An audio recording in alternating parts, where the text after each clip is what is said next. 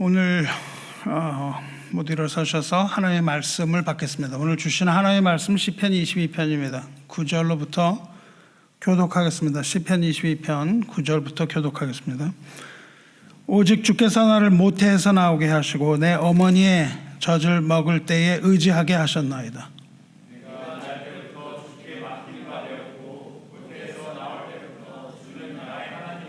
나를 멀리하지 마옵소서. 환난이 가까우나 도울 자 없나이다.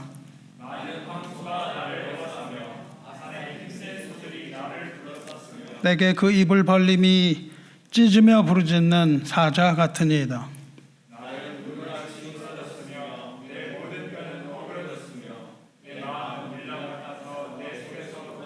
내 힘이 말라 질그릇 조각 같고 내 혀가 입천장에 붙었나이다. 주께서 또 나를 죽음의 진터 속에 두셨나이다.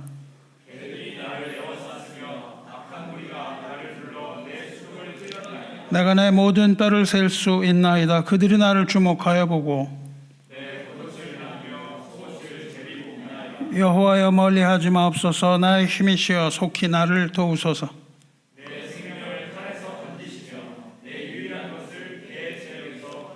나를 사자의 입에서 구하소서. 주께서 내게 응답하시고 들소의 뿔에서 구원하셨나이다. 아멘. 예, 모두 자리에 앉으시기 바랍니다. 하나님의 말씀과 은혜를 나누겠습니다. 시편 22편은 다윗의 입을 통하여서 오실 메시아를 예언하는 메시아 시라고 말씀드렸습니다. 이렇게 시작합니다. 내 하나님이여 내 하나님이여 어찌 나를 버리셨나이까. 어찌 나를 멀리하여 돕지 아니하시오며 내 신음소리를 듣지 아니하시나이까. 내 하나님이여 내가 낮에도 부르짖고 밤에도 잠잠하지 아니하오나 응답하지 아니하시나이다. 이렇게 시작하죠.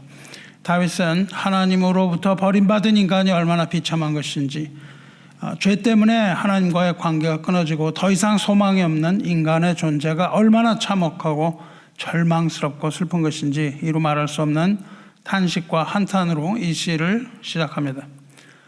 그러나 사실 버림받은 것은 우리 인간, 죄를 지은 인간일 뿐만 아니라 우리를 구원하러 이 땅에 오신 예수 그리스도 하나님의 아들입니다. 버림받을 필요가 전혀 없으신 그리스도께서 친히 홀로 완전히 버림을 받으셔서 우리의 모든 죄를 다 용서받게 하시고 우리를 구원하셨습니다. 그것이 주님께서 받으신 이 고난의 의미가 아니겠습니까? 우리 지난주에 들어본 것처럼 1절부터 8절까지 버림받음에 대한 한탄, 그 한탄에서 이제 9절부터는 주님의 기도로 이어집니다. 그리고 21절까지 읽었는데 21절에는 그 하나님의 아들의 기도에 대한 아버지의 응답, 이렇게 이어지는 거예요. 그래서 오늘 읽은 시는 한탄하신 이후 기도를 시작하시고 그 기도가 응답받는 과정, 이것이 9절부터 21절까지입니다.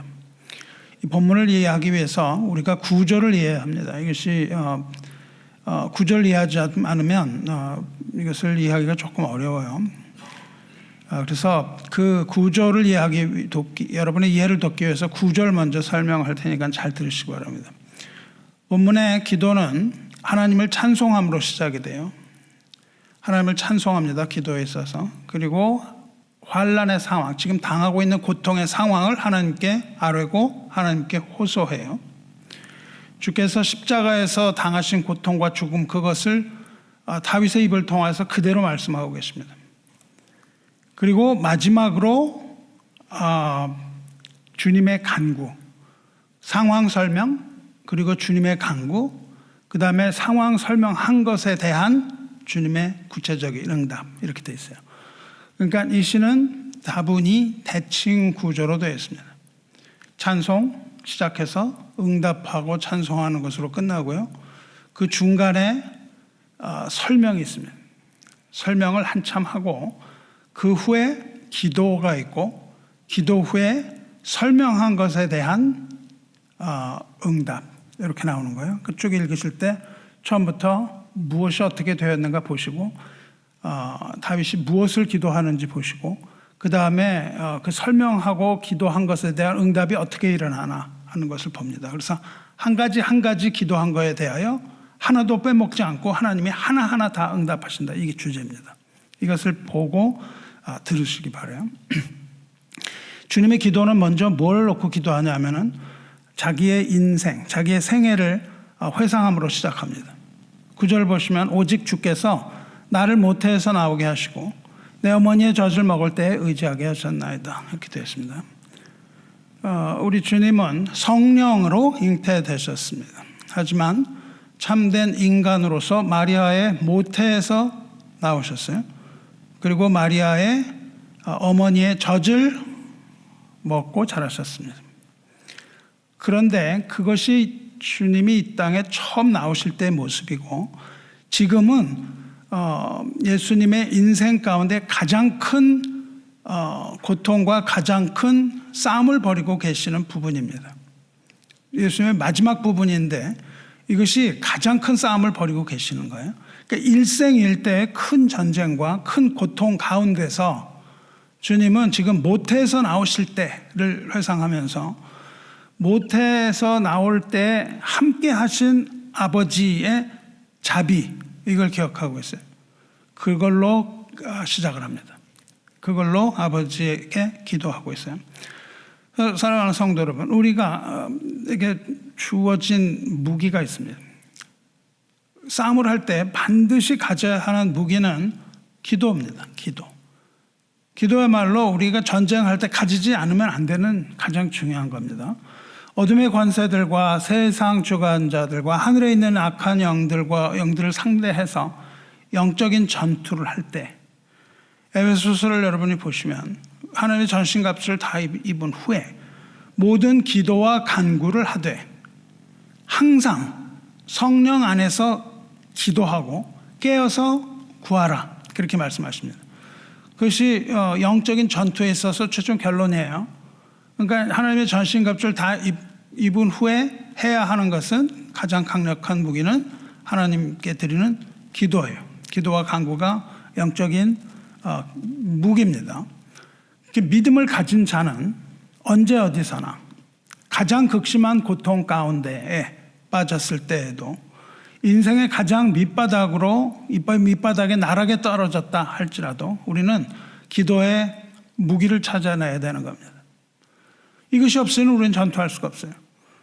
그래서 우리가 환난 가운데 있다 할지라도 늘 깨어서 기도하는 저와 여러분 되시기를 주님의 이름으로 축원합니다. 10절 보시면은 내가 날 때부터 주께 맡긴 바 되었고 모태에서 나올 때부터 주는 나의 하나님이 되셨나이다, 이렇게 됩니다. 이 앞부분 9절 10절에 나오는 단어는요, 주라는 단어인데 이 주는 누구냐 하면은 하나님을 말하죠. 나의 하나님 할 때 그 하나님을 말합니다. 그러니까 그 앞부분에서는 주라는 이야기가 나오고 그 중간의 부분에서는 주라는 이야기가 하나도 안 나와요. 그러다가 마지막에 응답하시는 하나님은 주, 이렇게 나옵니다. 그러니까 이 주어가, 주체가 하나님으로 시작해서 그 다음에 십자가에서 받은 고난이 있은 후에 다시 하나님이 응답하심, 이렇게 되어 있어요. 그러니까 여기서 내가 나올 때부터 주께 이렇게 말합니다.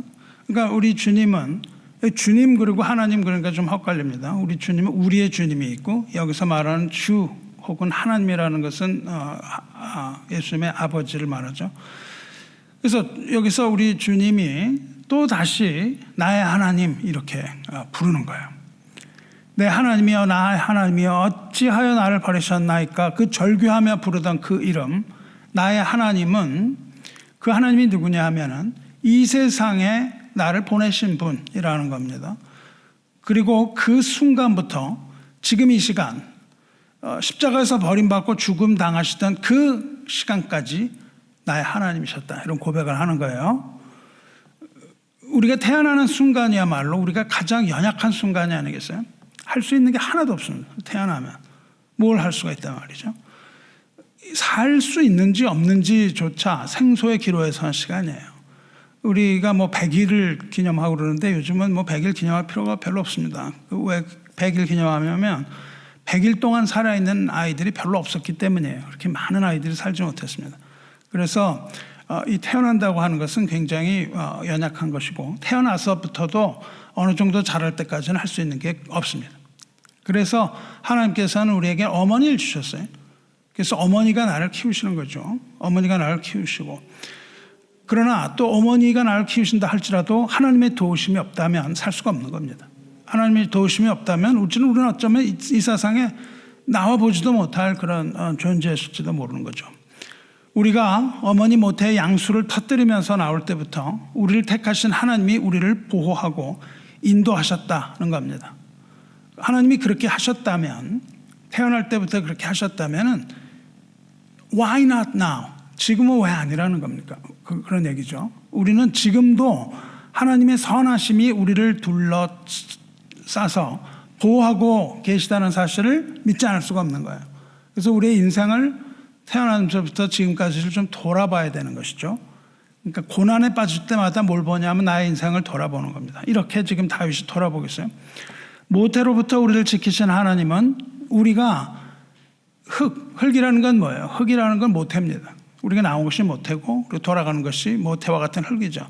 우리가 모태와 같은 흙으로 돌아갈 때까지 하나님께서 여전히 우리와 함께 하시고 우리를 지옥의 멸망에 빠지지 않도록 하나님께서 강한 손으로 붙드시는 것, 이것을 우리는 믿어서 의심하지 않습니다. 그러므로 우리는 구원의 하나님을 찬송하는 거예요. 우리가 구원의 하나님을 찬송하는 것은 여태까지 지금까지도 인도하셨고 보호하셨던 하나님께서 나를 지옥의 멸망에 빠지지 않도록 강한 손으로 붙드신다라는 거예요. 그것을 구원자라고 부릅니다. 구원자는 그렇게 한번 잡은 손을 미끄러뜨리지 않으시는 겁니다. 하나님은 그렇게 실수하시는 분이 아닙니다. 우리를 택하고 구원하셨을 때는 우리를 끝까지 인도하신 선하신 하나님을 믿으시기를 축원합니다. 자, 이제 앞에서 다윗은 탄식했어요. 탄식하던 다윗의 기도.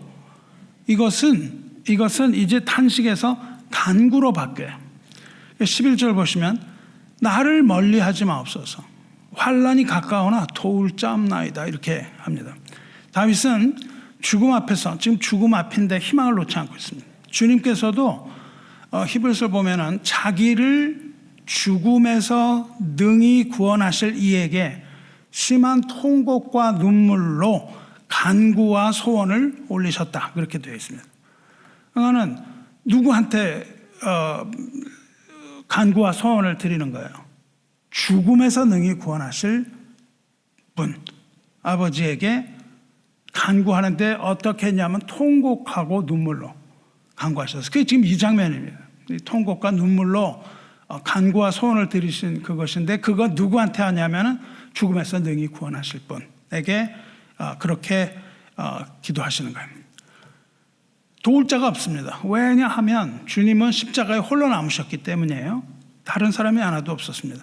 내가 주와 함께 죽을지언정 주를 부인하지 않겠다고 이렇게 호언장담하던 베드로를 비롯한 모든 제자들은 주님이 붙잡히시던 그날 밤 모두 도망하고 주님만 홀로 십자가에 남겨뒀어요. 그렇죠? 주님만 홀로 십자가에 남겨두고 모조리 흩어졌습니다. 그렇게 주님은 그렇게 십자가에 홀로 남으시고 그 주변에는 누구만 있었습니까? 주변에는 오직 하나님과 아들을 대적하는 악한 무리들, 하나님의 대적자, 악한 무리들만이 주님을 둘러싸고 있었다는 거예요. 굉장히 많은 그 무리들이 예수님 주변에 둘러섰는데 모두가 다 주님을 대적하는 자들이라는 겁니다. 그 상황을 12절에 설명하죠. 많은 황소가 나를 애워싸며 바산의 힘센 소들이 나를 둘러쌌으며, 이렇게 둘러싼 모양을 보입니다. 내게 그 입을 벌림이 찢으며 부르짖는 사자 같은 아이다. 개들이 나를 애워쌌으며, 다 애워싸죠.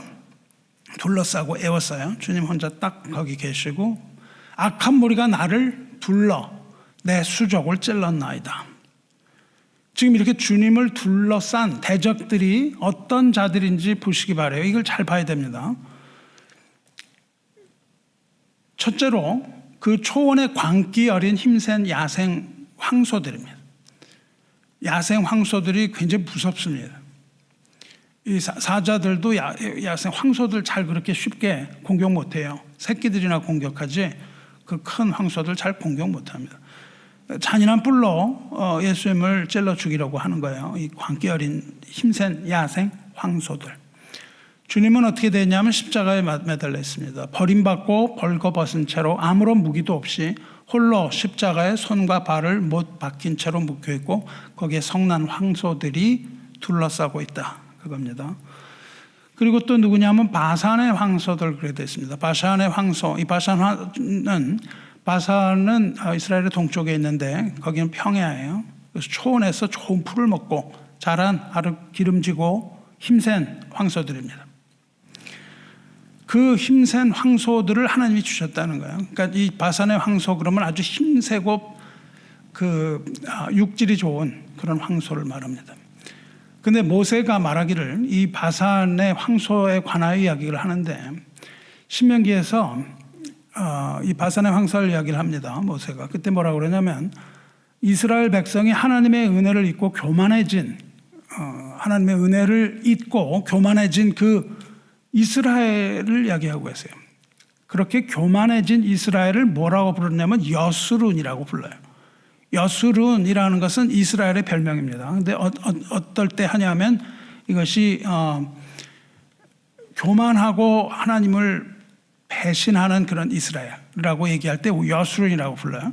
신명기 32장 15절 보면 이렇게 되어 있습니다. 여호와께서 그가 땅의 높은 곳을 타고 다니게 하시며 밭의 소산을 먹게 하시며 반석에서 꿀을 굳은 방석에서 기름을 빨게 하시며 이렇게 잘 먹게 해주셨다는 뜻입니다. 소의 엉긴 젖, 이건 치즈죠. 양의 젖, 어린 양의 기름, 그리고 바산에서 난 숫양과 염소와 지극히 아름다운 밀을 먹이시며 또 포도즙의 붉은 술을 마시게 하셨도다. 이스라엘에게 은혜를 베푸셨다는 거예요. 그래서 아주 풍성하게 하나님이 베푸셨다는 겁니다. 그런데 여수run이 기름짐에 발로 찼도다 이렇게 나옵니다. 이 바산의 황소가 나올 때 아주 풍족한 어떤 거를 말하는데 이것이 뭐냐면 아주 기름 젖었는데 발로 걷어차는 걸 말합니다. 내가 살찌고 비대하고 윤택함에 자기를 지으신 하나님을 버리고 자기를 구원하신 반석을 업신여겼도다 이렇게 됩니다.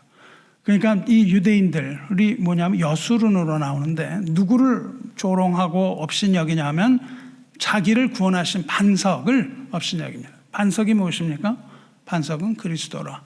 이 예수 그리스도를 업신여기고 조롱하는 이 힘센 여수른, 바산의 소들의 고기를 먹고 자란 이 여수른들을 이야기합니다. 그러니까 바산의 황소들처럼 살찌고 비대해진 여수른, 즉 하나님의 백성들, 아주 윤택하고 잘 살게 된 그 백성들, 그들이 자기를 지으신 하나님을 버렸습니다. 그리고 자기를 구원하신 반석 예수 그리스도를 업신여기고 조롱했을 뿐만 아니라 바산의 황소들이 뿔로 들이받는 것처럼 십자가 예수를 발로 찼다 그겁니다. 그것이 바산의 황소들이에요. 예수님을 둘러싸고 있는 것은 바산의 힘센 소, 그 다음에 황소들입니다. 그 다음에 또 누가 둘러싸고 있습니까? 순서를 기억하셔야 돼요. 이 순서 기억해야 됩니다. 그 다음에 예수를 둘러싸고 있는 맹수는 누굽니까? 사자입니다. 사자는 사냥감을 만나면 두려움을 주기 위해서 큰 소리로 으르렁거려요. 호랑이 같은 경우도 마찬가지입니다. 먹잇감이 나타나면 으르렁거리면 움직이지 못해요. 마비가 됩니다. 그걸 또 분석한 사람은요, 그 어떤 주파수가 있는데 호랑이나 사자가 그 주파수에 소리를 내면은 이 프레이, 먹이들이 그냥 얼어붙는 거예요. 움직이지 못하게 하기 위해서 소리를 확 질릅니다. 그러니까 사자가 먹이에게 두려움 주기 위해서 큰 소리로 으르는 것, 이 거리는 것, 이 사자가 부르짖는 이 표효는 듣는 이로 하여금 전율하게 만드는 거죠. 그러니까 예수님의 대적들은 어떻게 했습니까? 큰 소리로 예수님을 막 위협했거든요. 별별 얘기를 다 하면서 예수님을 막 위협을 했습니다. 그것이 사자예요. 그러니까 황소, 바산의 힘센 소, 사자들입니다. 그 다음에 둘러싼 것이 뭡니까? 둘러싼 무리는 개들입니다. 개는 사냥 본능이 있어요. 그래서 우리 진도경 같이 아주 좋은 개, 이런 개 키우면요, 쥐를 잡아와요. 그냥 사냥을 합니다. 무슨 토끼 같은 거 이런 거 잡았고 주인한테 자랑하잖아요. 주인은 기겁하죠. 막 그런 걸 잡아오니까. 근데 얘들은 뭐예요? 자랑이라고요. 그게 그런 것들을 잡아요. 그러니까 개는 사냥 본능이 있습니다. 개는 율법에서 금지한 것 뭐냐면 고기를 먹으면 안 된다는 이 고기를 물어뜯는 잔인성이 있어요. 그래서 성경에서는 뭐라고 하냐면요. 고기를 찢는 개 그렇게 말합니다. 살을 먹는 개 이런 표현을 해요. 그걸 뭐냐면 악한 자라는 표현을 합니다. 율법을 막 어기는 그런 것을 개의 표현을 합니다. 이 개들은 뭐냐면 사냥개인 거죠. 지옥의 사냥개인 거죠. 그러니까 예수님을 맹렬하게 추격합니다. 그리고 포위망을 막 좁혀 들어갔죠. 사냥해서. 이 피에 굶주린 이 사냥개들, 이 피에 굶주린 목마른 개들은 마침내 주님을 물어서 피를 흘리게 하고 말았던 것이죠. 이런 개들이 있었습니다.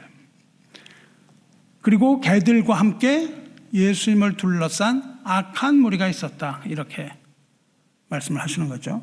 그 악한 무리는 뭡니까? 하나님의 선한 백성이 되어야 했던 이 사람들이죠. 이들은 사탄의 유혹을 이기지 못하고 악한 무리가 됐습니다. 그 주변에 둘러쌌던 유대인 이런 사람들은 하나님의 백성이었지만 여기서 악한 무리라고 말하고 있는 거예요. 그들을 요한계시록에 뭐라고 그럽니까? 자칭 유대인, 하나님의 백성이라고도 부르면서 실상은 사탄의 회가 된 자들. 이것이 계시록에 다시 나타난다고요. 그러니까 그들은 유대인이라고 하지만 예수님을 죽인 사탄의 회, 사탄의 꾀에 넘어갔던 악한 자들인 것이죠. 그래서 그들은 사탄의 회가 되어서 거룩하고 의로우신 예수를 모독하고 죽였습니다. 그리고 그들은 창으로 예수님의 수족을 찔렀어요. 그래서 그들이 악한 무리가 나를 찔렀다고 그렇게 말씀하시죠. 자, 이걸 기억하셔야 돼요. 예수님을 둘러싼 대적들이 많은 황소, 바산의 힘센 소, 부르짖는 사자, 개들, 악한 무리 이렇게 예수님을 공격했던 자들입니다. 그리고는 그 공격에 예수님의 힘과 기력이 다해야 하는 거예요. 이제. 그래서 예수님은 완전하게 탈진합니다. 나는 물같이 쏟아졌으며 그렇게 말씀하세요. 물같이 쏟아졌다는 건 뭡니까? 예수님께서 십자가에 죽으셨을 때 물과 피를 모두 쏟으셨어요. 그러니까 여기서 물같이 쏟아졌다는 건 예수님의 피를 흘리신 걸 말하죠. 예수님이 죽으신 다음에 어떻게 합니까? 한 군인이 창으로 예수님의 옆구리를 찔렀죠. 그때 피와 물이 나왔다. 그렇게 됐습니다. 예수님은 물같이 쏟아졌어요. 땅에 피와 물을 흘리셨습니다. 또 뭐라고 그러십니까? 또 내 모든 뼈는 어그러졌으며. 십자가는 그 사람의 여기 이제 손과 발에 못을 박아서 십자가에 매단 못을 박아 놓는 거잖아요. 그런데 인간은 무게가 있잖아요. 그러니까 여기 못에 모든 무게가 다 걸리는 거죠. 이 모든 무게가 다 그걸로 받아야 됩니다. 밑에 이렇게 발판을 해놓은 경우도 있지만 이거를 받으려면은 그 힘은 살을 찢게 만드는 거죠. 그래서 그 뼈가 어그러지는 것이죠. 그래서 그 무게 때문에 뼈가 어그러지도록 만든 죄인을 못 박아 놓은 형틀입니다. 그래서 예수님의 뼈는 다 어그러졌다 이렇게 말씀을 하시죠. 피를 흘리셨고 뼈가 어그러졌다. 그 다음에 또 내 마음은 밀랍 같아서 왁스죠. 내 마음은 밀랍 같아서 내 속에서 녹았으며 내 속에서 이게 녹았다는 겁니다. 그러니까 겉으로는 어떻게 됐어요? 피를 흘리셨고 뼈가 어그러졌고 여기서 겉과 속은 뭘 말합니까? 육체적인 것과 내면적인 걸 말하죠. 그러니까 육체적으로는 뼈가 어그러지고 피를 흘렸는데 내 마음은 어떻습니까? 속에서 녹았다 이렇게 말씀하세요. 그러니까 대적들의 핍박 때문에 예수님은 완전하게 탈진한 상태가 됐다 그거예요. 피와 뼈, 즉 육체뿐만 아니라 주님의 마음 또한 무너져 내렸다는 겁니다.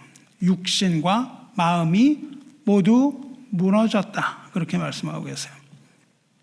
15절 보면 내 힘이 말라 질그릇 조각 같고 내 혀가 입천장에 붙었나이다. 주님이 힘이 다했어요. 그래서 이제 깨지는 겁니다. 질그릇은 이렇게 힘이 다 되면은 쉽게 깨져버리는 것이죠. 이제 곧 깨져버릴 것 같은 질그릇 같이 질그릇 조각같이 되었다 이렇게 말씀하시죠. 그리고 주님의 혀는 말라서 입천장에 붙었습니다. 이게 혀가 붙는 거 아세요? 목이 막 마르면 혀가 붙어요. 그래서 말을 잘 하지 못하고 그렇게 됩니다. 주님의 혀가 말라서 극심한 갈증을 말하는 거죠. 십자가에서 탈진했을 때 주님이 어떻게 말씀하셨습니까? 내가 목마르다 그렇게 신음하셨어요. 사도 요한이 이 장면, 예수님 목마르다 하신 장면 이렇게 말합니다. 그 후에 예수께서 모든 일이 이미 이루어진 줄 아시고 성경을 응하게 하려 하사 이르시되 내가 목마르다 하니 그렇게 말씀하십니다. 성경을 응하게 하기 위하여, 즉 이 다윗이 예언한 것이 그대로 이루어졌다는 뜻입니다. 사도 요한은 십자가 사건을 이야기할 때 그 모든 것이 다 성경이 이루어졌다는 관점에서 기록을 했어요. 거기에 신 포도주가 가득히 담긴 그릇이 있는지라 사람들이 신 포도주를 적신 해면을 우슬초에 메어 예수의 입에 대니 예수께서 신 포도주를 받으신 후에 이르시되 다 이루었다 하시고 머리를 숙이니 영혼이 떠나가시니라. 그러니까 요한이 지금 기록한 건 뭐예요? 목마르다 하고는 신 포도주를 한 맛을 보시고 다 이루었다 하시고 거기서 이제 예수님이 죽으신 걸 말하죠. 그러니까 요 목이 마른 거는 완전히 탈진된 상태입니다. 죽음의 바로 앞에예요. 그래서 입이 천장에 붙었다고 얘기합니다. 예수께서 내가 목마르다 하시고 신 포도주를 받으신 후에 다 이뤘다 하시고 머리를 숙이고 주님의 영혼이 떠났습니다. 그러니까 죽음의 순간에 다가왔다 이거예요. 이제 바로 죽음의 순간에 다가왔습니다. 그때 이 시편에서 입천장에 붙었는데 예수님이 이렇게 외치세요. 중요한 부분입니다. 이게 15절에 주께서 또 나를 죽음의 진토 속에 두셨나이다 이렇게 돼 있어요. 이제 주님의 육체는 이제 죽음의 진토, 즉 흙으로 돌아가고 말았다 이거예요. 죽음이죠. 여기서 예수님이 죽었단 말이죠. 근데 뭐라고 얘기하세요? 주께서 또 나를 죽음의 진토 속에 두셨나이다 이렇게 되어 있습니다. 그 전까지 5 종류의 대적들이 나와요. 그래서 그 대적들이 했던 만행을 막 고발합니다. 그리고 예수님은 이제 입천장에 붙어서 목이 마르다 하고 그 다음에 죽으셨어요. 근데 그것이 이렇게 되어 있습니다. 주께서 또 나를 죽음의 진토 속에 두셨나이다. 그렇다면 누가 예수를 죽음의 진토 속에 두었을까요? 누가 여기서 예수를 죽음의 진토 속에 두었을까요? 많은 황소가 그랬나요? 바산의 힘센 소들이 그랬나요? 사자가 주님을 죽음의 진토 속에 들어가게 했습니까? 아니면 개들이나 악한 무리들이 그렇게 했습니까? 아니죠. 다윗이 그렇게 얘기하지 않고 있습니다. 그렇지 않습니다. 그들은 주님을 애워싸고 주님을 몰아붙였습니다. 그러나 그들은 주님의 생명에 손을 댈 수가 없습니다. 그들이 한 게 아니에요. 예수님을 죽음의 진토 속에 두신 분이 누구라고 말해요? 주께서 또 그렇게 됩니다. 그렇죠? 그러니까 예수님을 죽음의 진토 속에 두신 분은 다름 아닌 예수께서 내 하나님이라고 부르는 하나님이에요. 내 하나님이여 내 하나님이여 어찌 나를 버리셨나이까 절규하고 부르던 그 이름 엘리 엘리 라마 사박다니 부르실 때 그 엘리 그 하나님 내 하나님이 죽음의 진토 쪽에 주셨다고 고백을 하고 있는 겁니다. 주님이 고통받고 죽음에 이르게 하시는 것 그렇게 하신 것은 하나님이었다는 겁니다. 그리고 그것이 하나님의 뜻이었다는 거예요. 그래서 이사야 선지자가 이렇게 예언을 합니다. 이사야서 53장에 이렇게 예언을 해요. 여호와께서 그에게, 그는 예수님 말하죠. 메시아를 말합니다. 여호와께서 그에게 상함을 받게 하시기를 원하사, 고통받는 게 하나님이 원하셨다는 거예요. 질고를 당하게 하셨은즉 그의 영혼을 속건 제물로 드리기에 이르면 그가 씨를 보게 되며 그의 날은 길 것이요 또 그의 손으로 여호와께서 기뻐하시는 뜻을 성취하리로다 이렇게 됩니다. 그러니까 상함을 받는 것이 하나님의 뜻이었으므로 질고 고통을 받으셨다. 그리고 그 영혼을 속건 제물로 드리는 것이 여호와께서 기뻐하시는 뜻이므로 예수께서는 자기 손으로 그것을 성취하셨다. 이렇게 예언이 되어 있는 거예요. 그러니까 여기 막 엄청난 무슨 황소 무슨 이런 바산의 힘센 소라든가 사자라든가 말이죠. 이 개들이라든가 악한 물이라든가 이런 사람들이 옆에서 막 와글와글 했지만은 실제로 그 죽음의 순간에 그 죽음에 이르게 하신 분은 하나님이다 그겁니다. 그가 찔림은 우리의 허물 때문이요 그가 상함은 우리의 죄악 때문이라. 그가 징계를 받음으로 우리는 평화를 누리고 그가 채찍에 맞음으로 우리는 나음을 받았도다. 이사야가 그렇게 얘기한다고요. 왜 그렇게 되었느냐 하면은 하나님의 뜻은 뭐냐 하면은 우리가 우리의 죄를 용서하시고 우리의 허물을 용서하시고 우리가 하나님과 평화를 누리게 하기 위하여 그렇게 하셨다는 겁니다. 그것이 바로 하나님의 뜻이었다. 그 뜻입니다. 주께서는 우리의 허물 때문에 수족이 찔림을 당했고 몸이 상했다는 겁니다. 속건 제물로 자기를 드리심으로 우리를 구원하셨습니다. 할렐루야. 그래서 우리를 위한 주님의 이 자발적인 고통과 죽음을 보는 겁니다. 자발적인 죽음과 고통을 보았기 때문에 우리는 할렐루야 구원의 주님을 찬양합니다. 이렇게 찬양하는 것이 마땅합니다. 그 예수님을 찬양하는 것 외에는 우리에게 주어지는 것이 없어요. 다윗은 근데 그 다음에 이렇게 예언을 합니다. 내가 모든 뼈를, 아까 뼈가 어그러졌다 그랬잖아요. 근데 지금은 뭐라 그러냐면요. 17절에 내가 내 모든 뼈를 셀 수 있나이다 이렇게 얘기합니다. 어그러졌는데요. 이게 셀 수 있는 상태예요.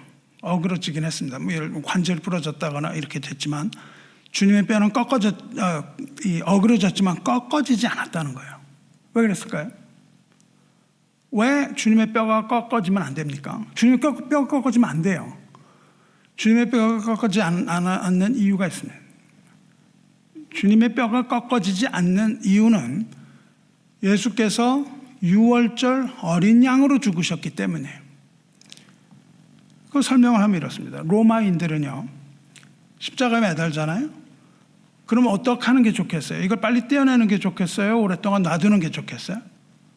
이거는 하나의 일벌 100개 같은 거죠. 이 사람처럼 된다는 거죠. 법을 어기면은. 그러니까 이거를 자 이제 십자가야 그리고 5분 만에 떼어내면 소용이 있겠습니까? 없죠. 그래서 로마인들은 이 십자가를 최대한 오랫동안 매달두는 게 보통이었습니다. 이걸 매달아 둬야 지나가는 사람들이 보면서 겁을 먹고 이제 법을 지켜야 되겠구나 이럴 거 아니에요? 근데 유대인들은 달랐다고요. 유대인들은요, 율법을 보면요, 신명기 21장 22절을 보면 어떤 사람이 죄를 졌어요. 죽을 죄를 졌어요. 무슨 신성모독 같은 걸 해서 죽을 죄를 지은 사람을 죽였단 말이죠. 죽여서 그 사람을 나무 위에 매달면 그 시체를 나무 위에 밤새도록 두면 안 됩니다. 거기에 두면 안 돼요. 그렇게 두면 안 되고 그날로 장사 지내야 하는 법이 있었습니다. 그게 율법이에요. 이걸 매달면 빨리 떼내야 돼요. 밤이 되면 안 됩니다. 왜? 왜냐하면 나무에 달린 자는 하나님께 저주를 받았기 때문이라 그렇습니다. 이게 달려 있으면은 불길한 거예요. 이게 나무에 달린 사람이 오래 있으면 안 됩니다. 그래서 유대인들은 이거 빨리 안 죽으니까 빨리 죽여달라고 얘기를 하는 거예요. 그래서 유대인들은 어떻게 하냐면 빌라도한테 가서 뼈를 꺾어달라고 그러면. 여러분 생각을 해보세요. 못이 박혀 있어요. 근데 뼈가 지탱을 하고 있잖아요. 지금 그 무게를. 근데 뼈를 딱 꺾으면 어떻게 됩니까? 살이 그 무게를 다 받아야 되거든요. 그래서 뼈를 꺾으면 금방 죽습니다. 그래서 뼈를 꺾어달라고 빌라도에게 요청을 하는 거예요. 뼈를 부러뜨리면 무게를 지탱하지 못하고 빨리 죽습니다. 그런데 빌라도는 밀란이 일어날까 봐 유대인들의 말을 들어줍니다. 그래서 그렇게 노심초사하던 빌라도는 이 요청을 들어주는 거예요. 그래서 군병들을 시켜서 뼈를 꺾으라고 합니다. 그래서 그 좌우의 행악자들의 뼈를 꺾죠. 근데 군병이 예수님한테 딱 가니까 이미 사망한 상태예요. 그러니까 뼈를 꺾을 필요가 없습니다. 왜냐하면 뼈를 꺾는 것은 빨리 죽게 하기 위해서인데 이미 예수님 돌아가셨거든요. 그래서 예수님이 죽으신 걸 보고 다리를 꺾지 않았다, 이렇게 기록되어 있습니다. 사도 요한은 이것을 이렇게 기록해요. 이 일이 일어난 것은, 그 뼈를 꺾지 않은 그 일이 일어난 것은 그 뼈가 하나도 꺾이지 아니하리라 한 성경을 의뢰하게 하려 함이라. 그러니까 지금 뼈가 다 셀 수 있다고 예수님 말씀하시잖아요. 그겁니다. 그런데 뼈를 꺾지 말아야 하는 규례가 있어요.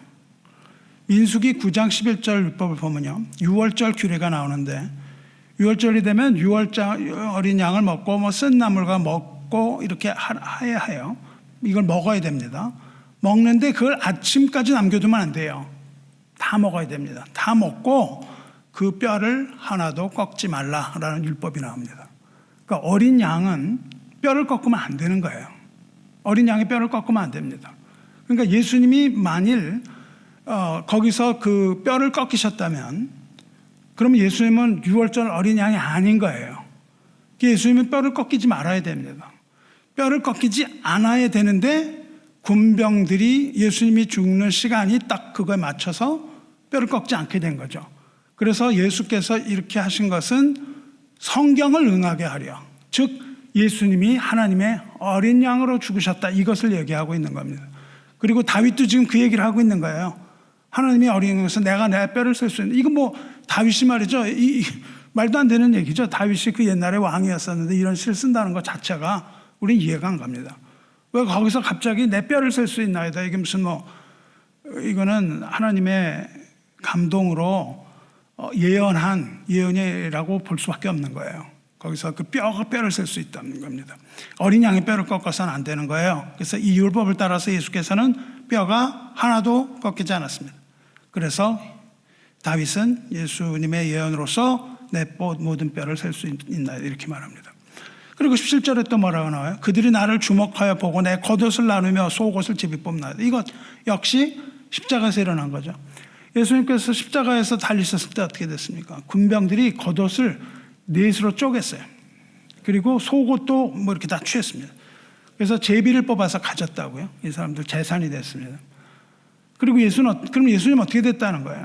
그 겉옷, 속옷을 다 뺏어가면 예수님은 어떻게 됐다는 겁니까? 성경에서 뭐 그렇게 기록은 안 됐지만 예수님은 벌거 벗겨지신 거예요.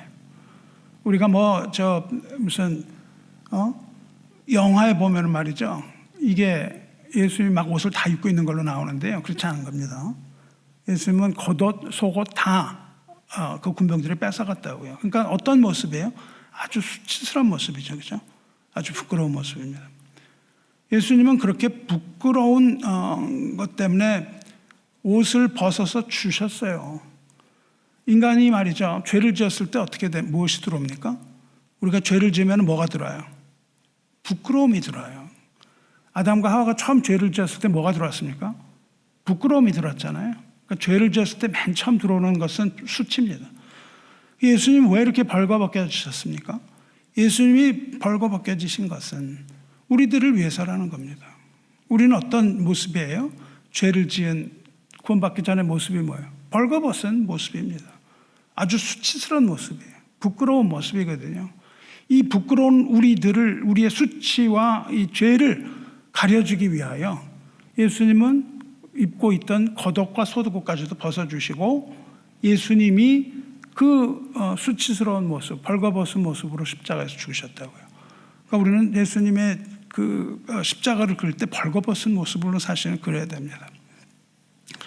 주님을 죽음의 진토 속에 두신 분이 누구예요? 나의 하나님, 나의 하나님. 그 하나님이라고요. 주님을 버리신 주님을 버리신 하나님이 나를 죽음의 진토에 두게 하셨구나 라는 사실을 주님이 보고, 주님의 기도는 이제 확신에 찬 걸로 넘어갑니다. 여기부터 이제 확신으로 넘어가요. 19절에 간구해요. 여호와여, 나를 멀리하지 마옵소서. 주님은 그 앞에 했던 기도를 다시 하세요. 앞에 했던 기도. 이렇게 주님은 저 밑바닥에서 아주 연약해지고 낮아진 상황에서는 구하는 것이 하나밖에 없습니다. 나의 하나님을 구하는 거예요. 나의 하나님. 우리도 그렇죠. 우리도 뭐 할 수 있는 게 뭐 있겠어요? 우리가 기도할 수 있는 힘도 없는데 뭘 기도해요? 기도할 수 있는 힘도 없을 때는 어떻게 합니까? 나의 아버지를 부르는 거죠. 아버지를 부르는 것밖에는 할 수 있는 게 없는 거예요. 그렇게 죽음에 거기에 다가가 있을 때. 그래서 주님도 나의 하나님만을 부르시는 겁니다. 그거는 무슨 뜻이에요? 나의 하나님이 나를 버리지 않으셨다는 확신입니다. 앞에서 나의 하나님, 이것이 무슨 불신앙의 이야기 같은데 그렇지 않은 거죠. 나를 버리셨으나 그러나 하나님은 여전히 나를 버리지 않으셨다 이겁니다. 그래서 19절 후반에 나의 힘이시여 속히 나를 도우소서 이렇게 기도를 하는 거예요. 우리도 이렇게 기도해야 되는 거예요. 기도를 간단하게 하시기 바라요. 복잡하게 이것 주세요 저것 주세요 아닙니다. 어떤 상황에서도 우리는 속히 도우소서 당당하게 기도할 수 있어야 되는 거예요. 우리가 하나님을 아버지라고 한다면 당당하게 기도를 해야죠. 부모한테 가가지고 아버지한테 가서 쭈삣쭈삣하고 이건 아저씨한테 하는 거예요. 아버지한테는 그렇게 안 합니다. 아버지한테 그냥 달라고 그러면 주는 거예요. 아버지 돈 내세요 이러면은 내는 거잖아요. 식당 가고 아버지 내가 이게 아니고 아버지 돈 내 그럼 뭐라 그래요 아버지가? 야 임마 그래요? 아니죠. 좋아하면서 냅니다. 우리는 아버지를 부르는 거예요. 그냥 계속해서 아버지 이름 나의 하나님 나의 이렇게 부릅니다. 어려운 상황에서 여러분이 하나님을 아버지라고 생각한다면 떳떳해야 되는 거예요. 속히 나를 도와주세요. 나 이거 급한데 이거 뭐 하시는 거예요? 이렇게 기도할 수 있어야 됩니다. 만약 그렇지 않다면 그야말로 불신앙이죠. 아버지가 아니고 옆집 아저씨한테 가서 하는 것처럼 하면 되겠습니까? 우리는 하나님께서 속히 도와주실 것을 간구할 수 있습니다. 우리가 하나님의 자녀라는 걸 확인하면요. 우리가 가장 연약해졌을 때, 주님께서 가장 연약해지셨을 때 주님은 하나님을 뭐라고 부릅니까? 나의 힘이죠. 이렇게 부른다고요. 우리도 이것을 본을 받아서 이렇게 노래하면서 고백할 수 있는 겁니다. 바울이 어떻게 고백을 합니까? 내가 약할 때, 내가 약할 그때에 곧 강함이라 이렇게 얘기하거든요. 그러니까 우리는 하나님을 믿는 사람들은 약할 때가 강함입니다. 강할 때가 넘어지기 쉬울 때예요.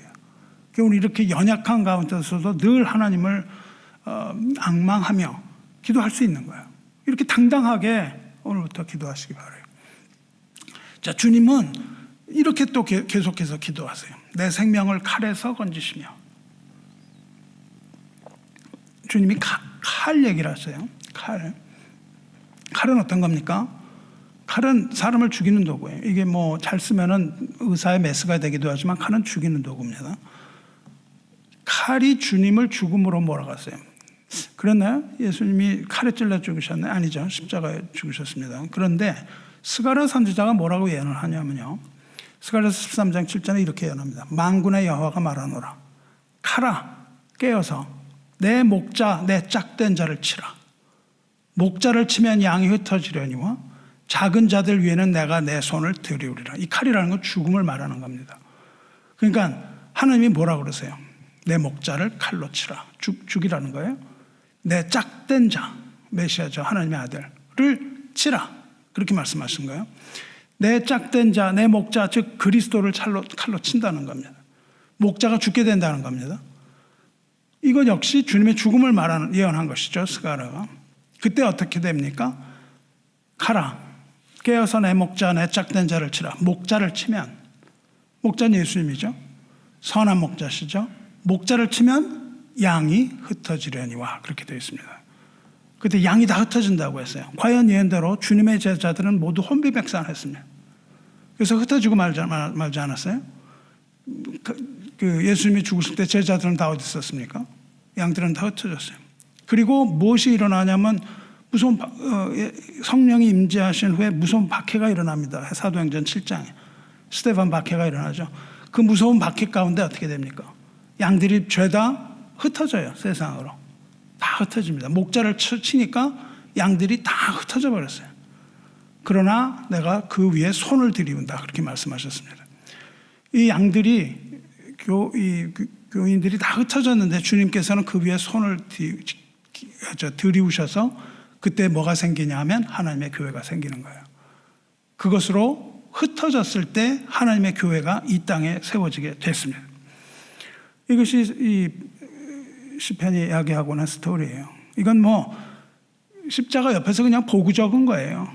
무슨 예언이라고는 하지만은 그냥 다 과거형으로 이렇습니다, 저렇습니다. 이미 다 본 거예요. 십자가 옆에서 그대로 본 것 같이 썼다고. 사랑하는 성도 여러분, 주님을 십자가로 몰아간 네 종류의 그 동물들 기억하시잖아요. 많은 황소, 바산의 힘센 소, 사자, 그리고 개들, 이것들이었습니다. 주님은 이것들로부터 구원해 달라고 기도를 하시는 거예요. 뭐라 그러시냐면 거꾸로 갑니다. 20절에 보시면 이게 그러니까 이 구조가요, 딱 중심으로 갈라갖고 완전 거꾸로 앞에서 일어났던 일이 그대로 회복되는 이 구조를 카이즘이라고 부르는데 하여튼 그 대칭의 구조를 가지고 있어요. 내 유일한 것을 개의 세력에서 구하소. 유일한 게 뭐예요? 여러분 가지신 유일한 게 뭡니까? 생명입니다. 그렇죠? 네, 생명은 하나밖에 없잖아요. 내 유일한 것을 개의 세력에서 구하소서. 유일한 것은 생명을 말합니다. 뭘 기도하시는 거예요? 주님께서는 지옥의 개들로부터 구원하여 주실 것을 기도하고 있죠. 무엇을 구원해? 생명을 구해달라. 그리고 21절 보면 어떻게 됩니까? 나를 사자의 입에서 구하소서. 거꾸로 나오잖아요. 지금 앞에서 했던 동물들이 사자의 입에서 구하소서. 주께서 내게 응답하시고, 이번에는 부르짖는 사자의 입에서 구원하여 주실 것을 기도합니다. 그리고 주께서 이 기도에 응답하십니다. 그리고 또 21절 들소의 뿔에서 구원하셨나이다, 이렇게 되어 있습니다. 들소의 뿔, 즉 황소와 바산의 힘센 소들로부터 구원하셨다, 이렇게 되어 있는 거예요. 여러분 이제 이거를요, 한글 번역으로 읽으면 사자의 입에서 구해달라고 기도했을 때 응답하시고, 들소의 뿔에서 구원했을 때 구원해 주셨다, 이렇게 번역이 되는데 직역을 하면 그게 아닙니다. 직역을 하면 이래요. 앞에서 구원해 주시고 구원해 주시고 구원해 주시고, 나를 사자의 입에서 구하소서, 그리고 들소의 뿔에서 구하소서, 그리고 마지막 한마디가 딱 나옵니다. 기도가 계속 나와요. 기도가 계속 나오고 어떻게 하냐면은 마지막에 한 센텐스가 딱 있습니다. 주께서 응답하셨나이다, 이렇게 끝나요. 그러니까 계속되는 기도가 있잖아요. 그리고 이 모든 기도에 주께서 응답하셨나이다, 과거형으로 딱 나온다고요. 하여 주옵소서가 아니라 하여 주옵소서, 해 주옵소서, 해 주옵소서, 해 주옵소서, 주께서 응답하셨다, 과거형. 이건 뭐냐면은 하나님께서 예수님이 하신 모든 기도에 모두 다 응답하셨다, 그런 뜻입니다. 그러니까 앞에서 막 있었던 사자니 무슨 개니 위에서 앞을 하셨던 것들 있잖아요. 이 모든 것에 대하여 아주 심플합니다. 우리가 하나님께 기도를 막 해요. 뭘 들으면 됩니까? 주께서 응답하셨도다, 주께서 들으셨도다, 이거면 끝나는 거거든요. 그래서 21절이 그렇게 딱 끝나는 거예요. 그러니까 그 모든 일들 막 일어났던 것들이, 어려운 상황들이 막 있고 기도를 한 다음에 그 모든 것들이 다 회복되는 것, 이것이 구조입니다. 하나님께서 이 모든 기도를 다 들으셨습니다. 그리고 십자가에서의 그 어둠은 사라져간 거예요. 우리가 마찬가지입니다. 우리가 이 대적들에게, 마귀에게 고난을 당하고 우리가 넘어진다 할지라도 이 믿음의 기도는 마침내 승리를 거두는 법인 겁니다. 주님께서는 황소와 바산의 힘센 소를 이기셨고, 사자를 이기셨고, 개들을 물리치셨던 거예요. 무엇으로? 기도로. 우리도 그리스도 안에 있다면 그리스도의 몸, 그리스도를 머리로 하는 그리스도의 몸인 교회도 이렇게 할 수 있다는 겁니다. 능히 이렇게 할 수 있다는 거예요. 그리고 교회의 지체인 저와 여러분도, 우리가 교회의 지체라면 그리스도에게 속하는 것이고 그리스도께서 하신 일을 우리도 능히 할 수 있다는 겁니다. 우리가 드리는 이 모든 기도에 하나님께서 응답하셨도다, 이렇게 결론이 날 수 있는 거예요.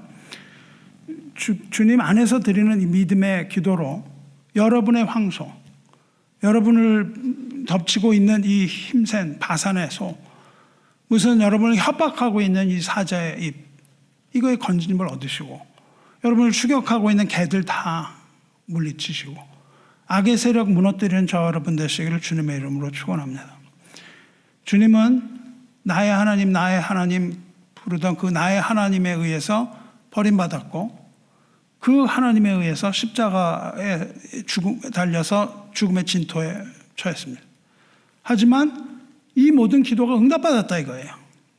이 모든 기도가 하나님이 다 버리시고 죽으셨는데 그 후에 무슨 얘기가 나와요? 이게 다 응답받았다 이렇게 나온단 말이죠.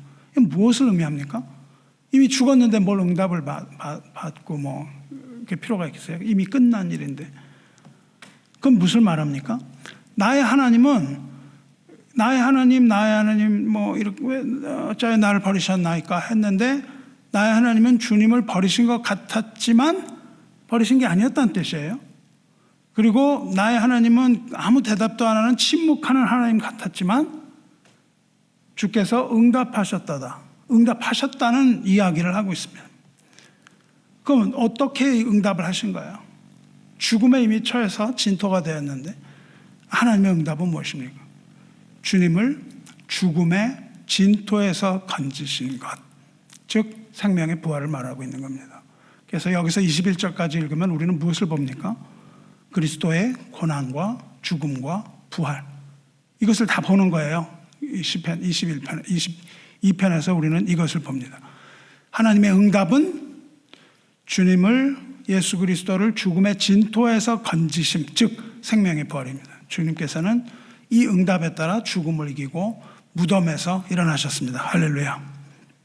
말씀 맺겠습니다. 사랑하는 성도 여러분, 주님께서 우리를 위해 모든 걸 다 내주셨어요. 그럼 우리는 어떻게 응답해야 됩니까? 우리는 우리의 삶을 통해서 이 사건을 증거해야 되는 거예요. 주님의 십자가 사랑, 이것을 우리는 증거해야 됩니다. 그리고 고난 중에서도 우리는 주님을 신뢰해야만 되는 거예요. 믿음을 잃어버려서는 안 되는 겁니다. 그리고 우리는 부활의 소망을 가지고 살아가야 되는 거예요. 이 사실을 보고도 부활의 소망이 없다면 문제가 있지 않겠습니까? 우리는 부활의 소망을 가지고 담대하게 살아가야 돼요. 하나님께 그렇게 기도할 수 있는 특권을 가지고 있어요. 세상에 시시한 일에 뭐 넘어지고 좌절하고 절망하고 이러면 안 되는 거예요. 나에게 조그만 일이 일어나면 그거 가지고 그냥 힘들어하고 이러지 마시고 언제나 모태부터 나를 지키신 하나님, 그리스도를 죽음에서 부활하게 하신 하나님, 이걸 우리가 바라봐야 되지 않겠습니까? 그리고 주님을 의지하는 믿음으로 우리가 처한 모든 이 영적 전투에서 우리가 승리해야 되지 않겠어요? 이것이 주님께 드리는 영광입니다. 이것을 영광이라고 불러요. 믿는 자가 반드시 가져야만 하는 삶의 예배가 되는 겁니다. 삶으로 주님의 영광 돌리시기를 주님의 이름으로 축원합니다. 이제 다음 주에는 어떻게 됩니까? 22절부터는 부활하신 예수님에 대한 예언이 계속되는 거예요. 그래서 이 시편은 예수님의 십자가와 부활과 부활 후의 일, 이것이 다 나와 있는 그 시편 중에서도 가장 아름다운 그러한 시편이라고 할 수 있습니다. 기도하겠습니다. 자비로우시며 은혜로우신 하나님 아버지, 우리를 위하여 고통받으신 예수 그리스도의 사랑을 기억합니다. 주님은 죄가 없으시지만 그러나 우리의 죄 때문에 그 큰 고초당하셨으며 조롱과 멸시받으시고 황소와 바산의 힘센 소들과 사자와 개들과 악한 자들에 의하여 십자가에 못 박히시고 모든 고통 당하셨나이다. 몸과 마음이 찢어지는 말할 수 없는 고통 속에서도 주님은 끝까지 하나님을 믿고 의지하셨나이다. 여호와여 멀리하지 마옵소서. 나의 힘이시여 속히 나를 도우셔서 이렇게 기도하셨나이다. 우리의 삶에도 이처럼 힘든 순간들이 찾아올 때가 있습니다. 그러나 그때마다 예수님의 고난과 그 속에서의 굳건한 믿음을 우리가 기억하며 우리도 주님 의지하고 승리하기 원합니다.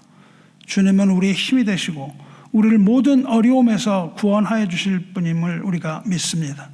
우리들에게 용기와 힘을 주셔서 모든 고난 다 이겨내게 하시고 주님을 더욱 사랑하며 따르게 하여 주시옵소서. 여호와여 멀리하지 마시옵소서. 나의 힘이시여 속히 나를 도우소서. 할렐루야. 우리 구주 예수 그리스도의 거룩하신 이름으로 기도드리옵나이다. 아멘.